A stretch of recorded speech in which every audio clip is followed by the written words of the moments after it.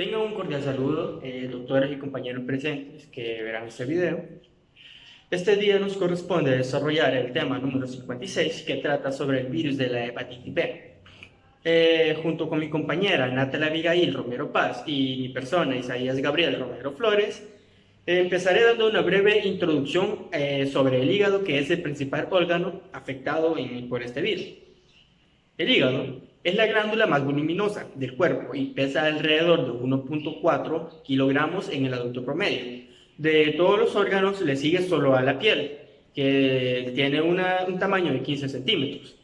El hígado está por debajo del diafragma y ocupa la mayor parte del hipocondrio derecho y parte del epigastrio en la cavidad abdominal. El hígado se divide en dos lóbulos principales: el lóbulo derecho, que es el más grande, y el lóbulo izquierdo, que es más pequeño, que están unidos por el medio del ligamento falciforme y una hoja del peritoneo. Los lóbulos cuadrados y caudados pertenecen al lóbulo izquierdo. Desde el punto de vista histológico, el hígado está formado por varios componentes. Tenemos los hepatocitos, que son las principales células funcionales del hígado y cumplen una amplia variedad de funciones metabólicas, secretoras y endocrinas. Tenemos también las láminas hepáticas, son las placas unicelulares de hepatocitos, los canículos biliares, que son pequeños conductos entre los hepatocitos que recogen la bilis producida por estos. Tenemos los sinusoides hepáticos, estos son capilares sanguíneos muy permeables que se encuentran entre las filas de hepatocitos que reciben sangre oxigenada de las ramas de la arteria hepática y sangre desoxigenada, rica en nutrientes de las ramas de las venas porta y hepática, que se pueden apreciar en la imagen que tenemos en la diapositiva. Los hepatocitos, el sistema de conductos biliares y los sinusoides hepáticas pueden organizarse en unidades anatómicas y funcionales de diferentes formas. El lóbulo hepático. Durante años, los anatomistas describieron el lóbulo hepático como la unidad funcional del hígado, lóbulo portal. Este modelo hace hincapié en la función exócrina del hígado, es decir, la secreción de bilis. El hígado recibe sangre de dos fuentes: la arteria hepática obtiene sangre oxigenada y por la vena porta recibe sangre desoxigenada que contiene nutrientes recién absorbidos, fármacos y posiblemente microorganismos y toxinas del lóbulo digestivo. Todos los días los hepatocitos secretan entre 800 a 1000 mililitros de bilis, cumplen la función en la emulsificación, la degradación de grandes glóbulos de lípidos en una suspensión de glóbulos más pequeños. Las funciones del hígado son procesamiento de fármacos y hormonas, almacenamiento de algunas vitaminas como la vitamina A, B12, D, E y K, fagocitosis, activación de la vitamina D. También los factores de la coagulación dependientes de vitamina K son sintetizados en el hígado. Como consecuencia, las enfermedades hepáticas graves resultan en bajos niveles sanguíneos de los factores de la coagulación dependientes de vitamina K y en riesgos incrementados de sangrado descontrolado, puede decirse hemorragias. El hígado, una vez ha descompuesto las sustancias nocivas de sus productos, se excretan en la bilis o la sangre. Los subproductos biliares ingresan en el intestino y salen del cuerpo en forma de heces. Los subproductos o hemoderivados sanguíneos se filtran en los riñones y salen del cuerpo en forma de orina. Entre otras de las funciones que tenemos del hígado, se puede mencionar la producción de ciertas proteínas para el plasma sanguíneo, la producción de colesterol y proteínas especiales para ayudar a transportar las grasas por todo el cuerpo, la conversión de exceso de glucosa en glucógeno para almacenamiento. Luego el glucógeno vuelve a transformarse en glucosa para formar energía y equilibra y fabrica glucosa a medida que se necesita. La regulación de los niveles de aminoácidos en sangre, que son las unidades formadoras de proteínas. Ahora pasamos al apartado del virus de la hepatitis B. Como breve introducción, el virus fue descubierto a finales de 1963 cuando Baruch Blumberg, un genetista de los Institutos Nacionales de Salud de los Estados Unidos, puso en manifiesto una inusual reacción entre el suero de individuos politransfundidos y el de un origen australiano. Como resultado, el descubrimiento del virus de la hepatitis B.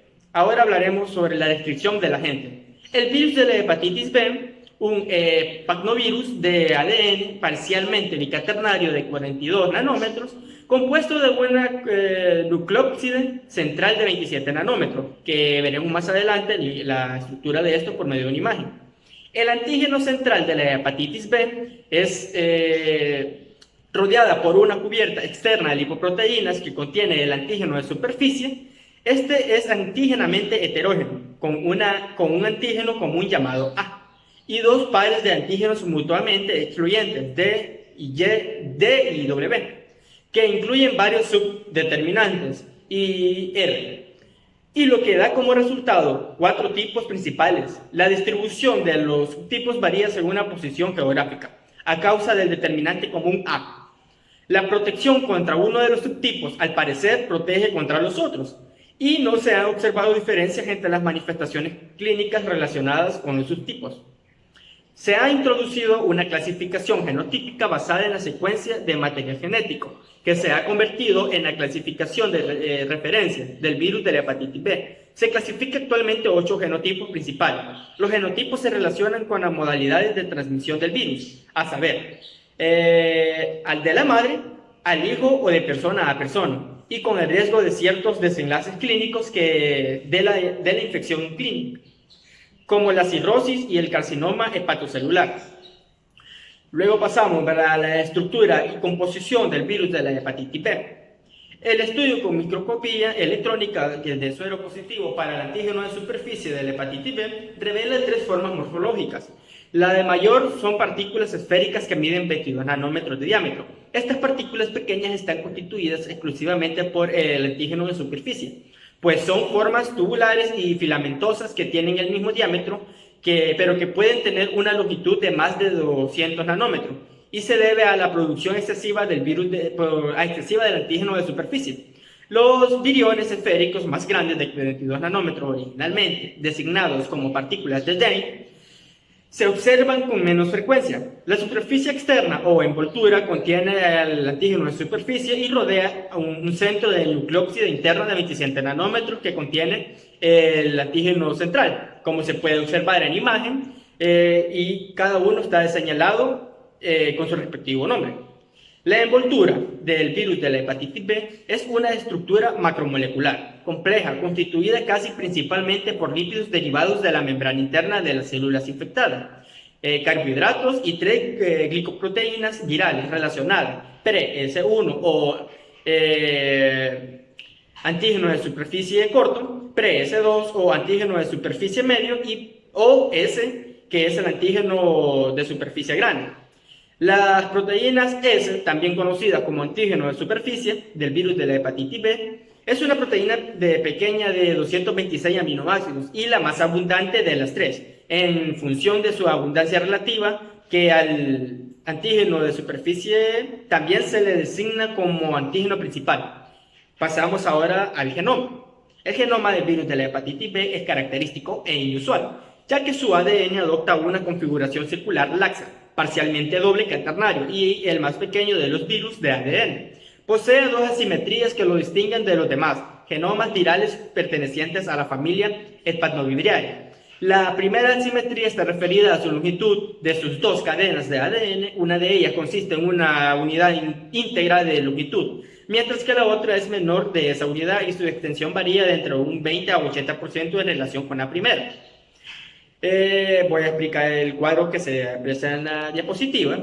El barión, casi 42 nanómetros de diámetro, en general, nucleópside tiene un diámetro de 18 nanómetros. El genoma de una molécula de ADN bicaternario circular, en el virión, la cadena de ADN negativa tiene la longitud completa y la cadena de ADN positiva está parcialmente completa. La brecha debe complementarse al inicio del ciclo de la replicación. Las proteínas. 2 polipéptidos importantes, uno glucosilado, están presentes en el antígeno de superficie como polipéptido. Está presente y el polipéptido que está presente en el antígeno central. La envoltura. Contiene antígeno de superficie y lípidos. La replicación se hablará más adelante. Luego tenemos las características destacadas. La familia está constituida por muchos tipos que infectan al ser humano y a los animales inferiores, por ejemplo, patos y ardillas o marmotas. Luego tenemos causas de la hepatitis, aguda y crónica, que a menudo avanza a los estados de portador permanentes y carcinoma hepatocelular. Ahora pasemos a hablar lo que es la replicación del virus de la hepatitis B. El ciclo de replicación del virus de la hepatitis B, la adherencia del virus de la hepatitis B a un receptor en la superficie de los hepatocitos, ocurre a través de una porción de la región pre-S del antígeno de superficie. Además de la desenvoltura del virus, las enzimas celulares no identificadas convierten el ADN parcialmente bicaternario en ADN circular cerrado en formas de covalentes, que puede detectarse en el núcleo, por medio de una copia de ARN intermedio del genoma de ADN, el antígeno central en el núcleo, el antígeno de superficie en el citoplasma. Tanto en el virus maduro como en las partículas esféricas de 22 nanómetros constan de virus de antígeno de superficie, secretado por la superficie celular. La síntesis de ADN de cadena positiva no procede hasta su conclusión dentro del centro, lo que da como resultado productos intermedios replicativos que constan de ADN de cadena negativa, de longitud completa, que se sabe que es más larga que la positiva, de un porcentaje que se habló anteriormente de un 20 a 80%. Pasamos ahora a la descripción de la enfermedad. Cuando hay manifestaciones clínicas, el comienzo suele ser insidioso, con pocos síntomas obvios, como pueden ser una anorexia, molestias abdominales vagas, náuseas y vómito, y a veces artralgias y erupciones cutáneas. A veces evoluciona a ictericia y en el cuadro puede ser afebril o con febrícula. Se debe recalcar, ¿verdad?, que empieza de forma casi innotable, que no se sabe si es realmente el virus de la hepatitis B o cualquier otra enfermedad. La epidemiología y distribución. El material más infectante es la sangre del enfermo o portador del virus de la hepatitis B y una concentración menor en el semen y otros fluidos o secreciones del cuerpo o de la persona. Son necesarias por lo menos 100 partículas para infectar primates susceptibles no inmunes. El virus de la hepatitis B tiene una distribución mundial. Los mecanismos de transmisión y las respuestas a la infección son variables. Dependen de la edad en que ocurre la infección. La mayoría de las personas infectadas durante la lactancia presentan infecciones crónicas.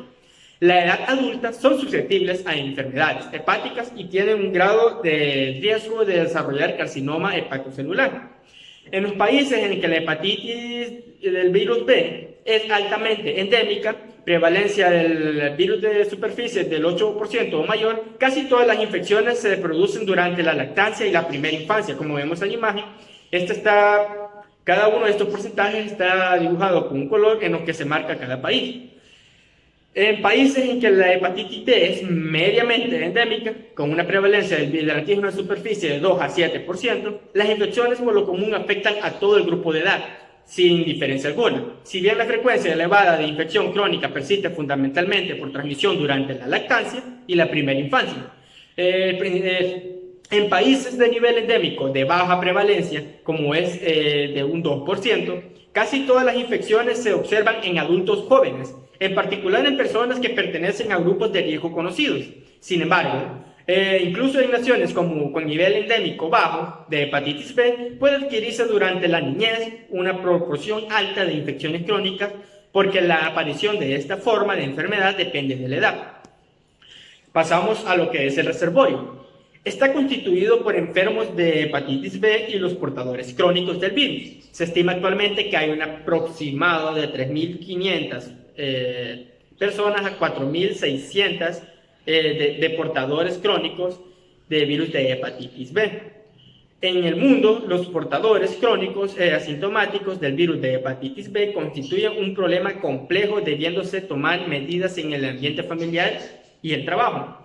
La incidencia del virus de la hepatitis B es mayor en hombres que en mujeres. Esto se explicará más adelante. Aunque se observan variaciones en relación con edad y el modo de transmisión, análogamente es más probable la instalación de este estado de portador en el hombre que en la mujer. Presumiblemente, esto se debe a las diferencias entre ambos sexos que se relacionarían tanto como las disimilitudes en la respuesta inmune al virus, como la influencia de los niveles de andrógenos en la vulnerabilidad masculina a la infección, distribuida a la actividad de la proteína X, que a su vez es el receptor de andrógeno. Recordemos que la proteína X es una sintetizada por el hígado. Un factor transcripcional presente en hepatocitos. Pasamos al periodo de incubación. Por lo general, es de 45 a 180 días con un promedio de 60 a 60 días. Puede ser tan breve que dure 2 semanas hasta la aparición del antígeno de superficie y rara vez llega a durar de 6 a 9 meses. La variación depende de parte de la cantidad del virus en inúculo y el modo de transmisión, así como de factores del huésped, según OPS. Esta es una relación sacada de diferentes libros donde comparamos los periodos de incubación. El periodo de incubación del virus de la hepatitis B va de 6 semanas a 6 meses, promedio de 2 a 14 semanas. El comienzo de la enfermedad es más lento y las concentraciones de aminotransferasa son mayores, según Papadakis, edición 2017. Luego tenemos, ¿verdad?, que según Yawes, edición 25, el promedio es de 50 a 180 días y el promedio, perdón, de 60 a 90 días. Modo de transmisión. Las vías de transmisión del virus de la hepatitis B puede ser sexual, percutánea. Aquí tenemos que tener en cuenta, ¿verdad?, el uso de drogas intravenosas, debido a que aquí comparten las mismas agujas. Perinatal, de madre a hijo, como se sabe que este se da a través de la madre infectada. Horizontal, a través de contactos dentro del círculo familiar. Por transfusión sanguínea, ¿verdad?, que esta es una de las más comunes, ya que se ha sabido que una vez se sabe que el portador del virus de la hepatitis B en esta persona no puede volver a donar sangre nunca más. Luego tenemos nosocomial, en hospitales y centros sanitarios, por pinchazos de aguja o algún contacto de secreciones. Tenemos también por trasplante de órganos, que esta se da rara vez, ¿verdad?, pero suele pasar. Tenemos el periodo de transmisibilidad. Todas las personas con positividad al antígeno de superficie del virus de la hepatitis B son potencialmente infectantes y se ha demostrado que la sangre de voluntarios inoculados experimentalmente es infectante muchas semanas antes de que comiencen los primeros síntomas y lo sigue siendo durante todo el curso clínico agudo de la enfermedad. Vuelvo y recalco que una persona que ya ha padecido de la hepatitis B no puede volver a donar sangre debido a que puede quedar algún tipo de secuela dentro de él. La inefectividad de las personas con infección crónica varía desde altamente infectantes, positivos, hasta apenas infectantes. Pasamos ahora a la susceptibilidad.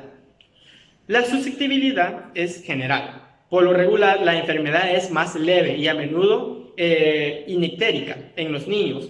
En los lactantes suele ser asintomática. La inmunidad protectora aparece después de la infección si surgen anticuerpos contra el virus de superficie o antígeno de superficie y no se identifica el antígeno de superficie, es negativo. Como podemos apreciar en la imagen, ¿verdad?, las personas con síndrome de Down presentan linfoproliferación o infección por el VIH, o las personas sometidas a hemodiálisis, al parecer, tienen una mayor propensión a presentar infección crónica, por lo que estos suelen ser más susceptibles a la enfermedad que los demás. Esto ha sido mi parte, los dejo con mi compañera Natalie. Muchas gracias. Buen día, doctora Leiva y compañeros que están viendo este video. A continuación les seguiré hablando y compartiendo un poco más acerca de este tema, que es el del virus de la hepatitis B, y lo voy a tocar desde patogenia hasta prevención y control. Bueno, continuando con el inciso de la patogenia, vamos a decir que en el caso del virus de la hepatitis B, la existencia de portadores de hepatitis B inactivos con características histológicas y función hepáticas normales nos van a sugerir que el virus no es directamente citopático. El hecho de que pacientes con deficiencias en la inmunocompetencia celular sean más susceptibles a permanecer infectados en forma crónica que eliminar el virus nos va a respaldar la importancia de las respuestas inmunitarias celulares en la patogenia de las lesiones hepáticas secundarias al virus de la hepatitis B. El modelo con mayor base experimental está constituido por linfocitos T citolíticos, que estos están sensibilizados en forma específica para reconocer antígenos del hospedador y del virus de la hepatitis B en la superficie de las células hepáticas. Algunos datos de laboratorio hacen pensar que son proteínas de la nucleocápside que están presentes en la membrana celular en mínimas cantidades. También los antígenos virales blancos que junto al antígeno del hospedador nos van a inducir a los linfocitos T citolíticos a destruir los hepatocitos infectados por el virus de la hepatitis B. También Durante la hepatitis B aguda se va a producir una intensa reacción de los linfocitos T citolíticos que van a ser eliminados las células hepáticas infectadas por el virus de la hepatitis B. Más del 90% del DNA del virus de la hepatitis B va a desaparecer del hígado y de la sangre antes de que se produzca la infiltración máxima del hígado por los linfocitos T y antes también de que aparezca la mayor parte de indicios bioquímicos e histopatológicos de la lesión hepática. En cuanto a la respuesta inmunitaria innata a la infección por el virus de la hepatitis B, vamos a decir que esta es mediada en gran medida por la citotoxicidad de los linfocitos citolíticos naturales, que en este caso son las natural killer, activados por citocinas inmunodepresoras, como por ejemplo la interleucina 10 y el factor de crecimiento tumoral. También van a haber señales reducidas que provienen de la expresión de un receptor inhibidor, como por ejemplo el complejo de histocompatibilidad mayor o incremento de señales por la activación de la expresión de receptores en los hepatocitos infectados. Además, los linfocitos NK van a disminuir el número de linfocitos CD4, que estos son los auxiliadores, con lo cual van a disminuir el número de linfocitos CD8. También vamos a decir que hay un agotamiento de la respuesta de linfocitos T con especificidad del virus contra la infección por el virus de la hepatitis B. También se considera que la respuesta de los linfocitos T citolíticos específicos del antígeno del virus de la hepatitis B leucocítico humano. En cuanto a la infección en el periodo neonatal, esta tiene gran relación con la adquisición de la tolerancia inmunitaria al virus de la hepatitis B. La falta de presentación de una hepatitis aguda, pero también el establecimiento casi invariable de la infección crónica, a menudo que está de por vida. La infección por el virus de la hepatitis B adquirida durante ese periodo puede culminar décadas más tarde. Esta puede culminar en cirrosis o incluso en un carcinoma hepatocelular. Por el contrario, cuando la infección por el virus de la hepatitis B se adquiere durante la adolescencia o también en las primeras etapas de la vida adulta, esa respuesta inmunitaria del hospedador a los hepatocitos infectados por el virus de la hepatitis B tiende a ser intensa. Una enfermedad semejante a la hepatitis aguda es la regla y la falta de recuperación es la excepción. Después de la infección adquirida en la vida adulta es rara la cronicidad y el riesgo de carcinoma hepatocelular es bajísimo. Algo que es de suma importancia es saber acerca del cuadro clínico. En este caso, vamos a hablar acerca del cuadro clínico que puede comprender síntomas y signos. Vamos a decir que la hepatitis B es una de las principales causas de enfermedad hepática en el mundo, por sus consecuencias a largo plazo de cirrosis y carcinoma hepático.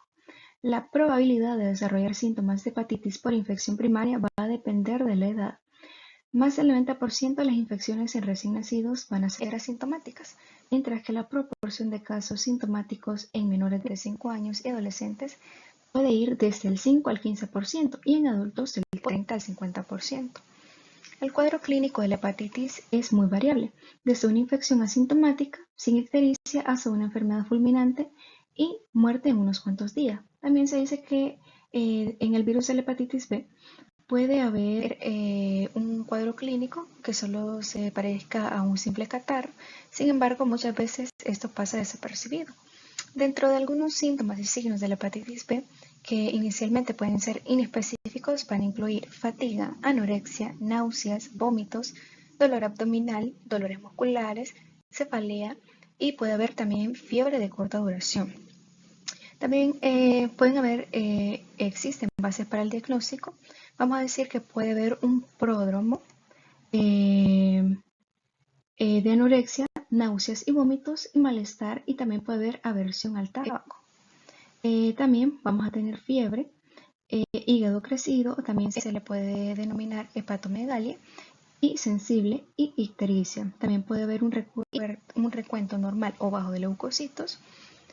También pueden haber unas pruebas hepáticas anormales, en especial el aumento notable de aminotransferasas tempranas en el curso. Y también se puede realizar una biopsia hepática, que va a ser una muestra de necrosis hepatocelular e infiltrado mononuclear, pero esta rara vez va a estar indicada. Siguiendo con el cuadro clínico, les hablaré acerca de las fases sintomáticas del virus de la hepatitis B. Estas comprenden tres, que son la fase prodrómica, la fase ictérica y la fase de convalecencia. Hablando de la primera, que es la fase prodrómica, podemos decir que el inicio puede ser súbito o lento, con malestar general, dolores musculares, dolores articulares, fatiga fácil, síntomas también en vías respiratorias superiores y anorexia. Es posible que ocurra al principio el rechazo al tabaquismo al tiempo que la anorexia. Son frecuentes las náuseas y vómitos y puede ocurrir diarrea o estreñimiento. En la hepatitis B aguda es posible observar al inicio la enfermedad del suero. Casi siempre hay fiebre, pero es de un grado bajo. La defervescencia y una caída de la frecuencia del pulso a menudo coinciden con el inicio de la ictericia. El dolor abdominal por lo general es leve y constante en el cuadrante superior derecho o también en el epigastrio. Con frecuencia se agrava por trepidaciones y ejercicio y rara vez puede ser lo bastante grave para simular una colecistitis. La segunda fase es la fase ictérica. Después de 5 a 10 días ocurre una ictericia, pero puede presentarse al mismo tiempo que los síntomas iniciales. Muchos pacientes nunca atienden o tienen una ictericia. Con el inicio de esta última, a menudo empeoran los síntomas prodrómicos y después hay una mejoría clínica progresiva. La tercera es la fase de convalecencia. Es donde hay una sensación cada vez mayor de bienestar, recuperación del apetito y desaparición de la ictericia. El dolor y la hipersensibilidad abdominales y la fatiga disminuyen. También no hay que dejar de lado algunos signos. En más de la mitad de los casos hay hepatomegalia, que es el crecimiento anormal del hígado, que rara vez puede ser notoria. Casi siempre hay hipersensibilidad hepática y en el 15% de los pacientes vamos a observar una esplenomegalia, que también es el agrandamiento anormal del vaso, y puede haber ganglios linfáticos crecidos blandos, en especial en el área cervical o epitroclear. Continuando con el tema, les hablaré acerca de un signo y que al mismo tiempo es un síntoma muy característico, ya que comprende una diversidad de enfermedades asociadas a él. Vamos a hablar de la ictericia. Vamos a comenzar con su fisiopatología. Vamos a decir que la mayor parte de la bilirrubina se produce cuando la hemoglobina se convierte en bilirrubina no conjugada y otras sustancias. La bilirrubina no conjugada se une con la albumina en la sangre para ser transportada al hígado, donde es absorbida por los hepatocitos y se conjuga con ácido glucurónico para tornarse hidrosoluble. La bilirrubina conjugada se excreta con la bilis hacia el duodeno. En él, el intestino la metaboliza y las bacterias también ayudan a este metabolismo para que se pueda sintetizar la bilirrubina a urobilinógeno. Parte de esta se elimina con las heces y parte se vuelve a reabsorber, que esta es extraída por los hepatocitos, donde vuelve a procesarse y se excreta a través de la bilis. La hiperbilirrubinemia puede provenir de anomalías en la formación, el transporte, el metabolismo o la excreción de la bilirrubina. En circunstancias normales, vamos a decir que la bilirrubina sérica total es de 0.2 a 1.2 miligramos por cada 100 ml.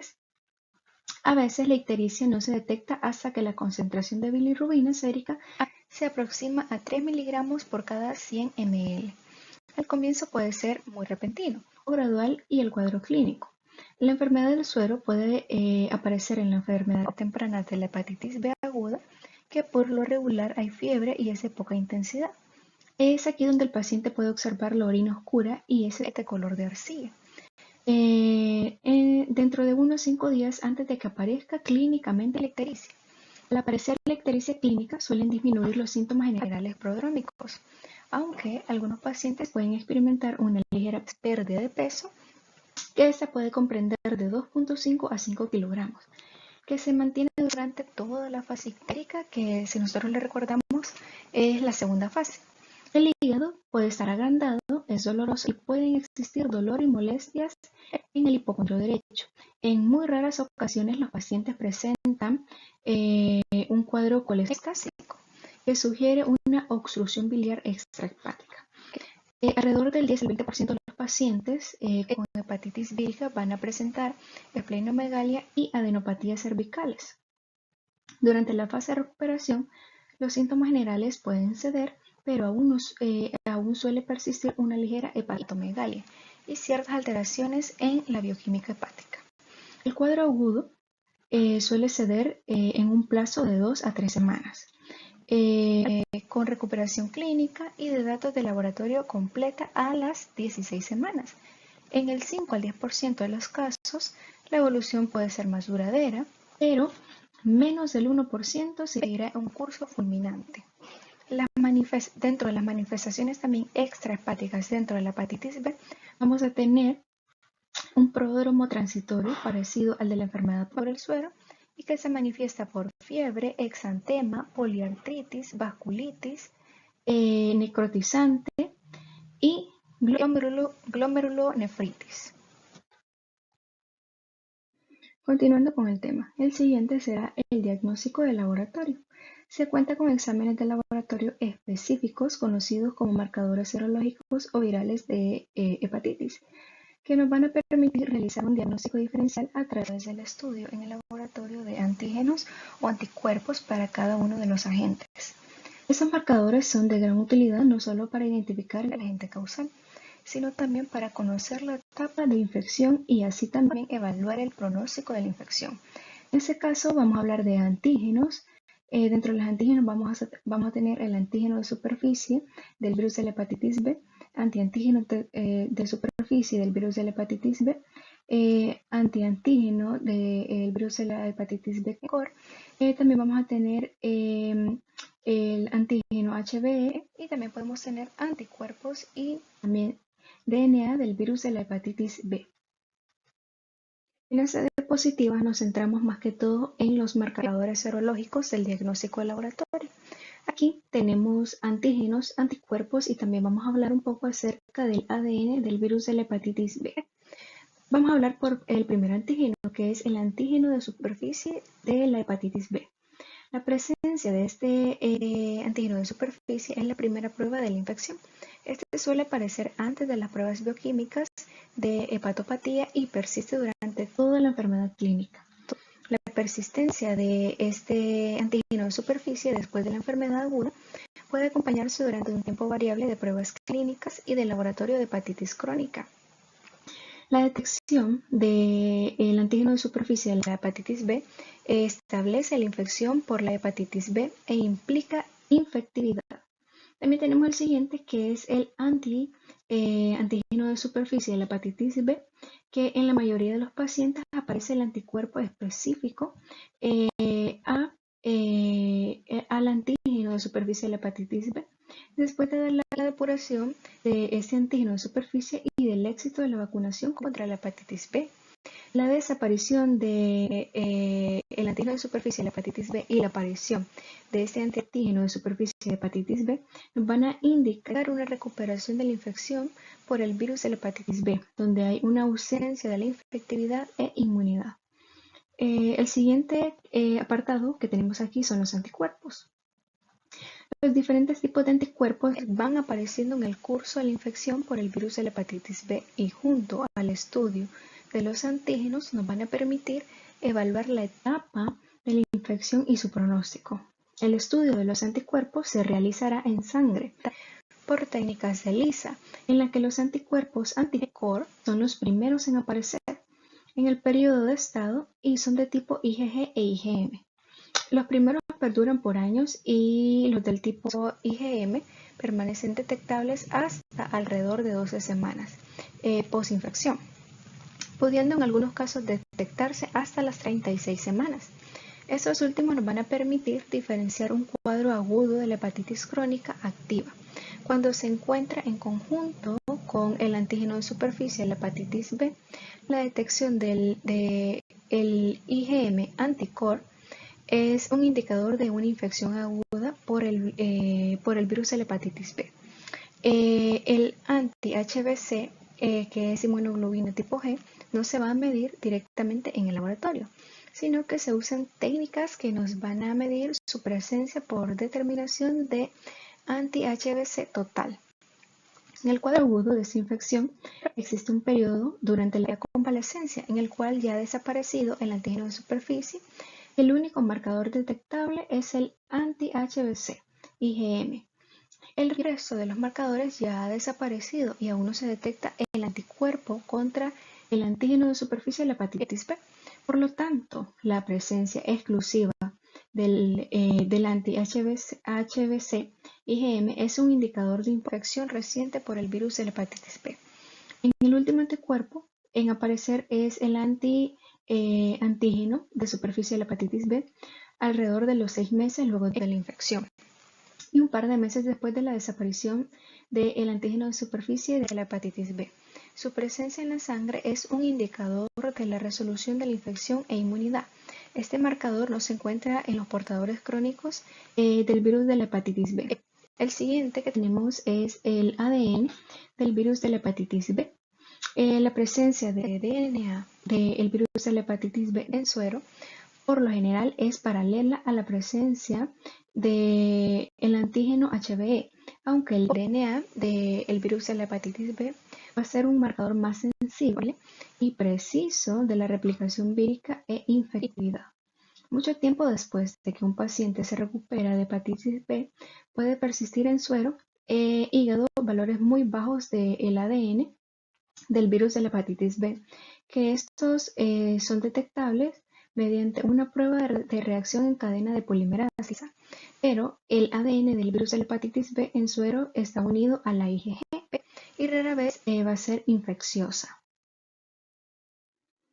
A continuación les explicaré acerca de estas pruebas de laboratorio, donde nos puede mostrar esos patrones serológicos en infección por el virus de la hepatitis B y su interpretación.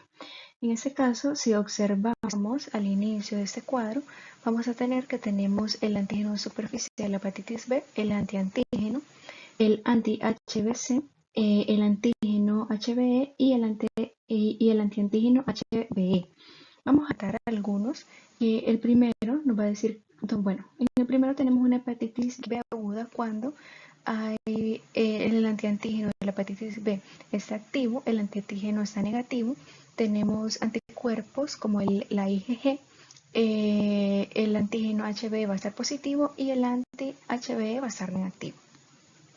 ¿Cuándo vamos a decir que va a haber una hepatitis B crónica con replicación vírica activa?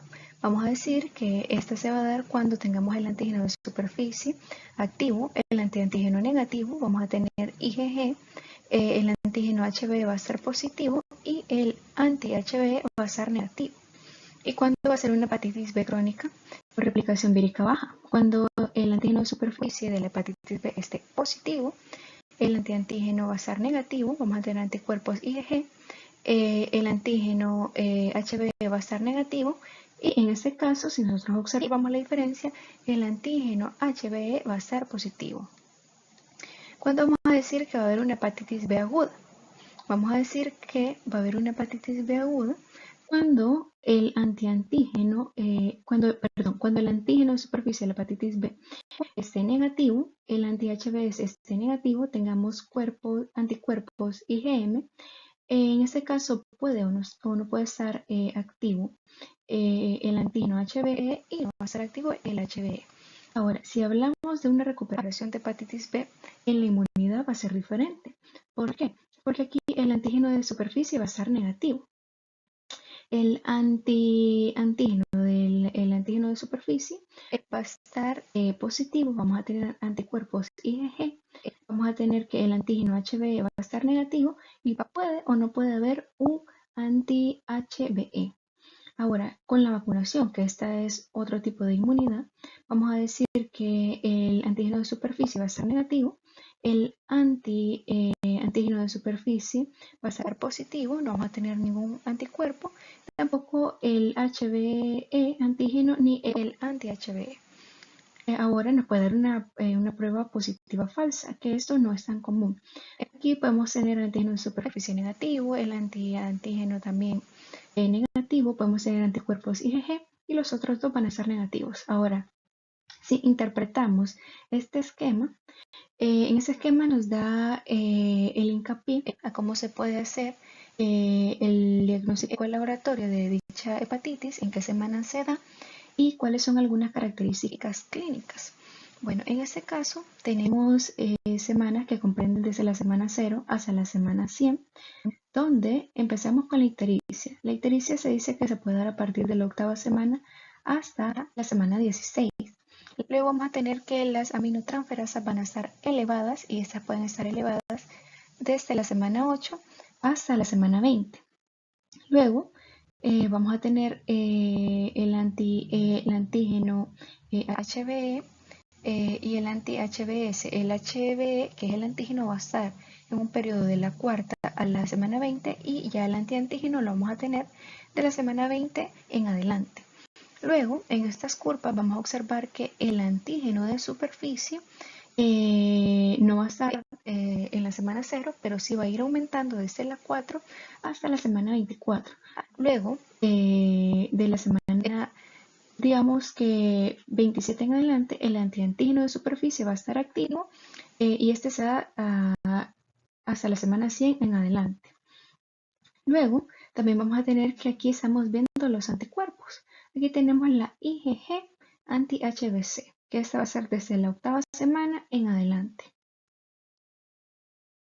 En esta siguiente diapositiva hablamos un poco acerca del perfil hepático, donde se dan unas pruebas de función hepática que comprenden valores normales y algunos cambios que se dan en la ictericia hepatocelular y en la obstructiva, que pueden ser muy características del virus de la hepatitis B. En la primera prueba que tenemos es la bilirrubina, tanto directa como indirecta. Vamos a decir que los valores normales de la bilirrubina directa van a comprenderse de 0.1 a 0.3 miligramos por cada 100 ml y esta en la ictericia hepatocelular y también en la ictericia obstructiva no complicada van a estar aumentadas. Ahora tenemos la bilirrubina indirecta, que los valores normales van a comprender de 0.2 a 0.7 miligramos por cada 100 ml, donde ambas van a estar aumentadas en los dos tipos de ictericia. Luego tenemos la bilirrubina urinaria, que esta no tiene valores normales, pero sí van a estar aumentadas. Luego tenemos la albúmina sérica, donde sus valores normales está de 3.5 a 5.5 gramos por cada 100 ml. Esta va a estar disminuida en ictericia hepatocelular y por lo general no se va a presentar en la ictericia obstructiva no complicada. Luego tenemos la fosfatasa alcalina. Estas tenemos sus valores normales de 30 a 115 unidades por cada litro y esta va a estar un poco aumentada en la ictericia hepatocelular y va a estar marcadamente aumentada en la ictericia obstructiva no complicada. Luego vamos a tener algo que es muy importante dentro del diagnóstico de la hepatitis B, que tenemos la alanina aminotransferasa y el aspartato aminotransferasa. Vamos a decir que la primera tiene sus valores normales. Sus valores normales van a estar menores o iguales a 30 unidades por litro en varones y en mujeres menores o iguales a 19 unidades por cada litro. Y la aspartato aminotransferasa va a ser de 5 a 40 unidades por cada litro. Vamos a decir que esa en la ictericia hepatocelular va a ser aumentada en daño como hepatitis viral y en la ictericia obstructiva no complicada hay un aumento mínimo. El siguiente inciso va a ser el diagnóstico diferencial, que es aquel tipo de diagnóstico que nos va a hacer referencia a una diferencia entre la hepatitis B y otras enfermedades que se pueden parecer en su sintomatología. Bueno, tenemos que ciertas enfermedades virales como la mononucleosis infecciosa o la debida a citomegalovirus, herpes simple y virus Coxsackie, así como la toxoplasmosis pueden compartir determinadas características clínicas con la hepatitis viral y así originar un incremento de las aminotransferasas séricas y con una menor frecuencia la concentración de bilirrubina sérica. Casi todas las infecciones virales generales pueden producir aumento de las aminotransferasas. Otras causas raras de lesión hepática que se confunden con hepatitis viral son las infecciones por leptospira, cándida, brucela, micobacteria y neumocitis. Es muy importante obtener con cuidado los antecedentes de medicamentos administrados al paciente, ya que esto se da que muchos fármacos y algunos anestésicos pueden producir hepatitis aguda o colestasis. También la presencia de la biopsia hepática de la infiltración de grasa, que es una reacción inflamatoria neutrófila, Son datos que apoyan a un origen alcohólico de la lesión hepática más que un origen viral. Dado que la hepatitis aguda puede manifestarse con dolor en el cuadrante superior derecho, vamos a decir que aquí podemos tener náuseas, vómitos, fiebre e ictericia, y esta va a ser frecuente que la confundamos con colecistitis aguda. También vamos a decir que la coledocolitiasis o colangitis ascendente. En los pacientes ancianos, la hepatitis viral con mucha frecuencia se diagnostica con ictericia obstructiva, secundaria a la coledocolitiasis o a un carcinoma del páncreas. El siguiente es el diagnóstico diferencial entre los tipos de hepatitis virales. Vamos a decir que tenemos algunas características epidemiológicas y manifestaciones clínicas de la hepatitis virales tipo A, B y C, que hay unas características similares, pero hay otras que nos van a dar una gran diferencia para diagnosticar entre este tipo de hepatitis. Bueno, la primera va a ser el periodo de incubación. En la hepatitis viral de tipo A va a pasar de 10 a 50 días. En la hepatitis viral tipo B va a ser de 50 a 180 días con un promedio de 60 a 90. Y en la hepatitis viral de tipo C va a estar en un periodo de 15 a 160 días con un promedio de 50.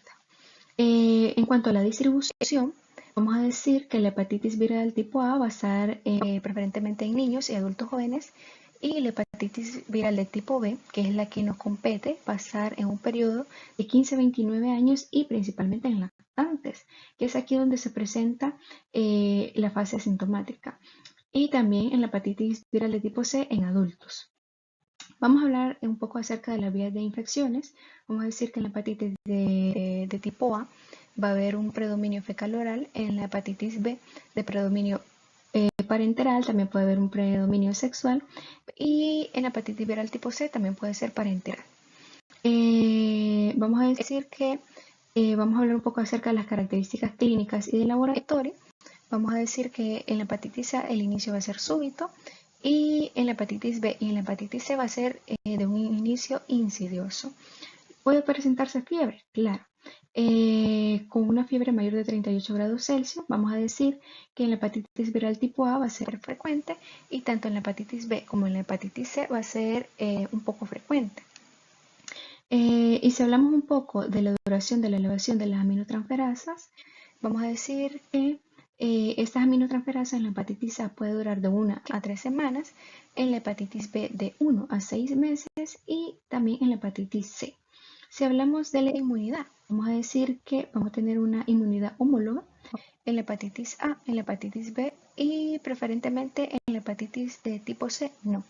Si tenemos una inmunidad heteróloga, vamos a decir que ninguna de las tres se va a presentar. Esto es todo en cuanto al diagnóstico diferencial entre los tipos de hepatitis virales. Continuando con este tema, vamos a hablar acerca de las complicaciones que se pueden presentar en esta enfermedad, que es la enfermedad del virus de la hepatitis B. Vamos a decir que la complicación más temible de la hepatitis viral es la hepatitis fulminante, que esta es una necrosis masiva del hígado, donde hay muerte celular del hígado, que por fortuna es rara y se suele observar de manera predominante en la hepatitis B, D y E. Los pacientes suelen presentar signos y síntomas tempranos de encefalopatía hepática, que puede desembocar en un coma profundo. El hígado suele ser pequeño, incluso hay un decremento de la concentración de aminotransferasas junto con signos clínicos de confusión, desorientación, somnolencia, ascitis y incluso edema, que nos va a indicar que el paciente sufre insuficiencia hepática con encefalopatía. También es frecuente que el edema cerebral, hay también episodios terminales habituales con compresión del tronco del encéfalo, hemorragia del tubo digestivo, septicemia, también puede haber insuficiencia respiratoria y colapso cardiovascular e insuficiencia renal. Vamos a decir que la mortalidad es muy alta y que esta se da preferentemente en el 80% de individuos en coma profundo, pero los enfermos que sobreviven pueden experimentar una recuperación bioquímica e histológica, que son completas. Si se localiza a tiempo el hígado de un donante, el trasplante hepático puede salvar la vida a los enfermos con hepatitis fulminante.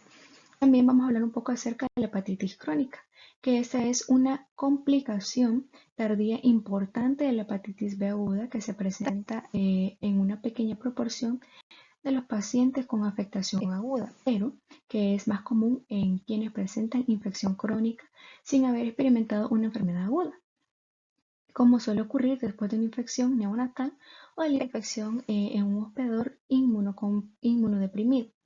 Los datos clínicos y de laboratorio que siguen van a sugerir la progresión de una hepatitis aguda hacia una hepatitis crónica. Dentro de estos vamos a tener la ausencia de resolución completa de síntomas clínicos como la anorexia, la pérdida de peso y fatiga, así como persistencia de hepatomegalia. También puede haber presencia de necrosis en puentes o multilobular en la biopsia hepática, lo que va a coincidir con una hepatitis prolongada y grave. También puede haber una ausencia de normalización completa de aminotransferasas, de bilirrubina y globulinas en el suero en los 6 a 12 meses que siguen a la enfermedad aguda. También vamos a hablar de la presencia mantenida del antígeno HBe por más de 3 meses y del antiantígeno HBs durante más de 6 meses después de iniciar la hepatitis aguda. También vamos a tener otras complicaciones raras de la hepatitis viral que pueden ser pancreatitis, miocarditis, neumonía típica, también podemos tener anemia plástica, mielitis transversa y neuropatía periférica. Las personas con hepatitis B crónica, en particular aquellas que adquirieron la infección durante los primeros años de vida, y en especial quienes son portadores del antígeno HB y altas concentraciones del ADN del virus de la hepatitis B, tienen un riesgo altísimo de padecer carcinoma hepatocelular en un futuro. El siguiente apartado es el tratamiento. Vamos a decir que en la hepatitis B, cerca del 99% de los adultos antesanos que presentan un cuadro clínico evidente de hepatitis aguda se recupera por completo. Por tanto, es poco probable que el tratamiento antiviral mejore las tasas de recuperación y no es necesario administrarlo. En casos raros de hepatitis B aguda grave, se ha intentado con éxito el tratamiento con un análogo nucleosídico en las dosis orales usadas para tratar la hepatitis B crónica. En la mayoría de los casos de hepatitis vírica aguda típica no suele ser necesario ningún tratamiento específico, aunque las formas clínicas graves van a exigir hospitalización, donde la mayoría de los pacientes no precisan atención hospitalaria. El reposo en cama va a ser estricto y prolongado, pero no es esencial para la recuperación total. Pero muchos pacientes mejoran con una restricción de la actividad física. Es deseable que la dieta sea hipercalórica, es decir, que esta dieta sea alta en calorías, y dado que muchos pacientes sienten náuseas al final del día, el aporte calórico principal se tolera mejor por las mañanas. La nutrición intravenosa va a ser necesaria en la fase aguda si el paciente sufre vómitos persistentes y no puede alimentarse adecuadamente por vía oral. Hay que evitar los medicamentos que causan reacciones adversas, como colestasis y aquellos que son metabolizadores por el hígado. En la hepatitis fulminante, el objetivo del tratamiento es mantener al paciente con vida mediante el control del equilibrio hidroelectrolítico, el apoyo circulatorio y respiratorio, el control de la hemorragia, la corrección de la hipoglucemia y el tratamiento de otras complicaciones del estado de coma, en la esperanza de que se produzca la regeneración y la recuperación del hígado. Se debe restringir el consumo de proteínas y administrar lactulosa o neomicina. Un fármaco que es sumamente utilizado en los casos raros de hepatitis B aguda grave es el tratamiento con lamivudina. Esta se administra en dosis de 100 miligramos al día por vía oral. Este es uno de los análogos de nucleócido empleados para tratamiento de hepatitis B crónica. Vamos a decir que ese es un nucleócido sintético que es análogo de citosina, que va a inhibir la acción de la enzima transcriptasa inversa y en consecuencia le va a dar la síntesis de DNA y la replicación viral de primera línea en el tratamiento de pacientes por infecciones como el VIH o con infecciones por hepatitis B crónica. Este tratamiento se ha indicado en pacientes con VIH y también en tratamientos para adultos y niños con infección por el virus de la hepatitis B crónica.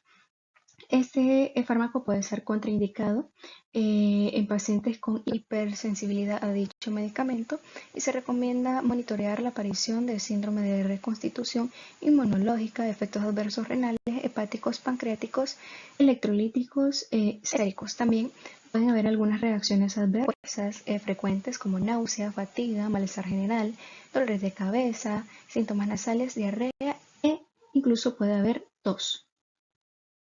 Continuando con este tema, vamos a hablar acerca del pronóstico. Este se da después de la infección por el virus de la hepatitis B, puede ser variable y fluctúa desde el restablecimiento completo hasta la progresión a hepatitis crónica y en algunas ocasiones la muerte por hepatitis fulminante. En los adultos de 65 a 80% de las infecciones pasan inadvertidas y de 90 a 95% de todos los pacientes se restablecen por completo. En cambio, del 80 al 95% de los lactantes y niños pequeños infectados por el virus de la hepatitis B se vuelven portadores crónicos y su suero se mantiene positivo para el antígeno de superficie de la hepatitis B. La mayor parte de los individuos con infección crónica por el virus de la hepatitis B van a permanecer asintomáticos por muchos años y puede o no haber signos bioquímicos e histopatológicos de la hepatopatía. Los portadores crónicos tienen un riesgo elevado de desarrollar carcinoma hepatocelular y la hepatitis fulminante a veces sobreviene durante una hepatitis viral aguda que se define como una encefalopatía hepática en las primeras 8 horas después de iniciada la enfermedad en pacientes que no han tenido antes una hepatopatía. Es letal en el 70 al 90% de los casos y la supervivencia es infrecuente después de los 40 años. La enfermedad fulminante por el virus de la hepatitis B se va a relacionar con la infección por otros microorganismos, como se había mencionado anteriormente. Y por último les hablaré acerca de la prevención y el control. El objetivo principal de la vacunación es la prevención de la infección crónica y sus consecuencias a largo plazo. La estrategia de vacunación aplicada en el mundo puede ser una vacunación universal o una inmunización en grupos de riesgo. La vacuna es altamente inmunogénica y segura, que tiene una protección del 95 al 99%, dando como resultados el desarrollo de altas concentraciones de anti-HBs y en el 90 al 100% de los sujetos sanos. La duración de la inmunidad luego del esquema completo es prolongada en el tiempo y protege en forma indefinida a aquellos sujetos que obtienen títulos protectores de antígeno de superficie de la hepatitis B. Esto se debe a la memoria inmunológica que persiste a pesar de una disminución progresiva en el tiempo de la concentración de anti-HBs. Por eso, en la mayoría de los casos es innecesaria una dosis de refuerzo. No obstante, algunos recomiendan mantener niveles de títulos protectores, especialmente en los que tienen un riesgo de exposición permanente. En todos los países, la estrategia primaria para evitar la infección por el virus de la hepatitis B es la inmunización sistemática de lactantes. Se cree que la inmunidad contra el virus de la hepatitis B persiste durante 15 años como mínimo, después de la inmunización. Las personas expuestas a alto riesgo de adquirir la infección que deben recibir inmunización sistemática contra la hepatitis B debe de exponerse al virus incluyen hombres y mujeres heterosexuales activos, varones con actividad homosexual, también compañeros sexuales y contactos domiciliarios de personas con positividad del antígeno de superficie del virus de la hepatitis B, internos de instituciones correlacionales, incluidos aquellos centros juveniles, prisiones y cárceles, también prestadores de servicios de salud y seguridad pública que realizan tareas que se pueden poner en contacto con sangre o líquidos corporales contaminados con ella. También enfermos sometidos a hemodiálisis y personas con trastornos hemorrágicos que reciben hemoderivados. Y ya para finalizar les hablaré acerca del esquema de vacunación que tenemos en nuestro país. Y vamos a empezar con este esquema, que es donde hay 2 vacunas recombinantes contra la hepatitis B que pueden ser semejantes. Una de ellas contiene 10 microgramos de el antígeno de superficie y se denomina Recombivax HB, y la otra 20 microgramos de ese antígeno y se denomina Engerix B. Las dosis recomendadas de cada inyección difieren entre ambos preparados y también se dispone de combinaciones de vacuna de la hepatitis B con otras vacunas infantiles administradas de forma sistemática con dosis de refuerzo, salvo en las personas inmunodeprimidas en las que no se detecte el anti-HBs o en aquellas que puede haber una buena respuesta inmunitaria que sean expuestas a posibles inoculaciones contra material del antígeno de superficie positivo tras la desaparición del anti-HBs. En concreto, en el caso de los pacientes en hemodiálisis se recomienda la determinación anual de ese antígeno tras la vacunación y se aconseja administrar dosis de refuerzo cuando la concentración de anti-HBs desciende. Vamos a hablar un poco acerca del esquema. Vamos a decir que el esquema regular en recién nacidos con un peso de 200 gramos o más se va a aplicar una dosis inmediatamente al nacer, que será aplicada hasta un máximo de 12 horas después de haber nacido, exclusivamente a nivel intrahospitalario, y va a continuar con el esquema regular de pentavalente. El recién nacido de madres con el antígeno positivo se va a vacunar contra el virus de la hepatitis B en las primeras 12 horas de vida, simultáneamente al manejo terapéutico con la inmunoglobulina contra la hepatitis B, pero en sitios anatómicos diferentes, y así va a continuar con el esquema regular de pentavalente. También van a ser vacunados aquellos grupos de riesgos priorizados.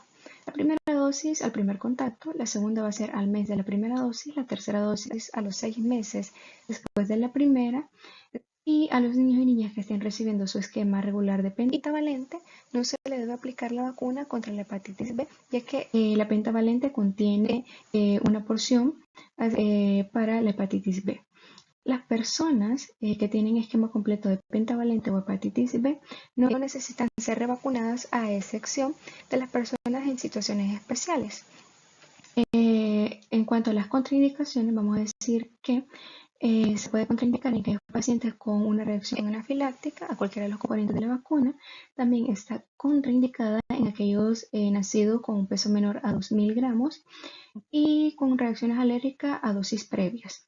En los efectos adversos vamos a tener efectos adversos leves como dolor en el sitio de aplicación, fatiga, dolor de cabeza, irritabilidad y fiebre que es mayor a 38.5 grados centígrados. Y en casos graves va a haber un shock anafiláctico. Esto ha sido todo. Muchísimas gracias por su atención y espero hayan comprendido el tema.